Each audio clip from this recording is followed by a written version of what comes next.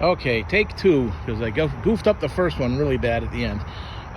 John Matlock, Pure Imagination Murals, coming to you live, well, on video, from my backyard, as the sun now starts to come out from behind the clouds. I'm working on a background garden mural theme. It's going to be a koi pond when it's finished. Not an actual koi pond, but a painted koi pond with fish painted into it, lily pads, dragonflies, stones set under the water, reflections. So what I've done here is I started these patio stones with just a base primer, actually masonry primer, and then exterior latex. Has a very long lifespan, Bare Premium. I'm at Home Depot, no plug there. That's where I go for my paints. So what I've done is just start off with looked almost like a chocolate brown. Yesterday when I was done, it looked like I had a big giant Hershey bar out here. It was kind of getting me kind of hungry. I started layering in darker areas of darker brown, and almost a black to give it some depth. I know right now it looks like just a big swirly mess, but it will make sense. The middle of it, as you can see, will be darker, and dark falls down depth.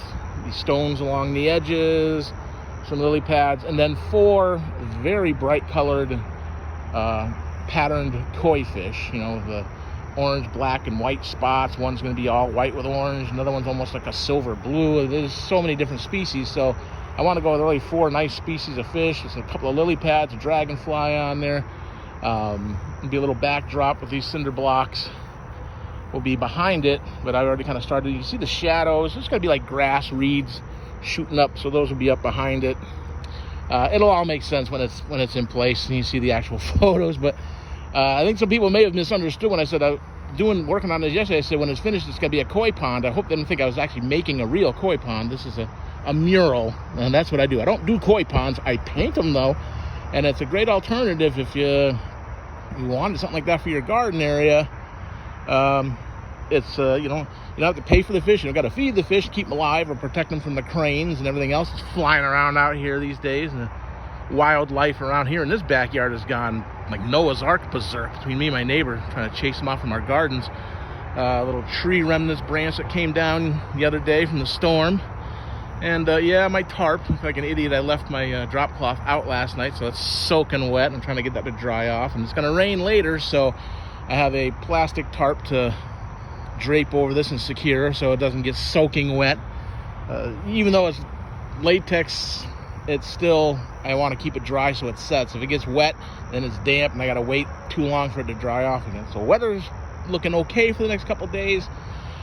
As it progresses, I'll take more photos, but it's been a while since I put a vid out there. I'm trying to keep this short, so we will cut this off at 3 minutes and about 25 seconds.